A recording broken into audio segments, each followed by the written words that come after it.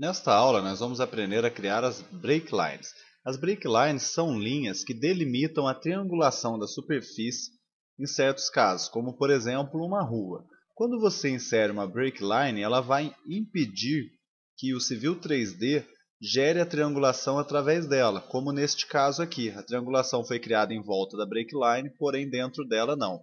Isso é muito utilizado para definir ruas, curso de rios, entre outras coisas, dentro de uma superfície. De posse agora da nossa superfície, chamada superfície 2, nós vamos primeiro traçar as break lines. As break lines podem ser traçadas, por exemplo, utilizando polylines. Então eu chamo o comando PL, vou dar um zoom aqui, e vou criar uma polylinha, e vou utilizar o comando offset para gerar uma cópia paralela a ela.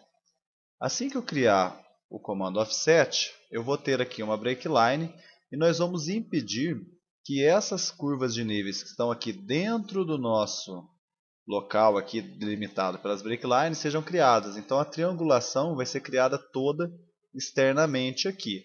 Logo após isso, nós vamos aprender então a remover essa break line para que ela não danifique a nossa superfície, no caso da gente não querer mais trabalhar com ela.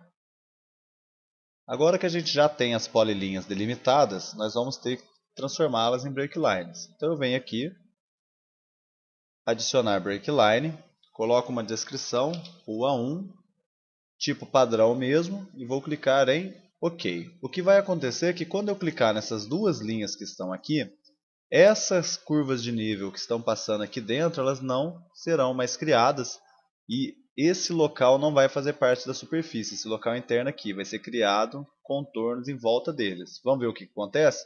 Clico aqui, depois clico na outra. Assim que eu terminei de selecionar, Enter. Aí ele criou, tá vendo como break line?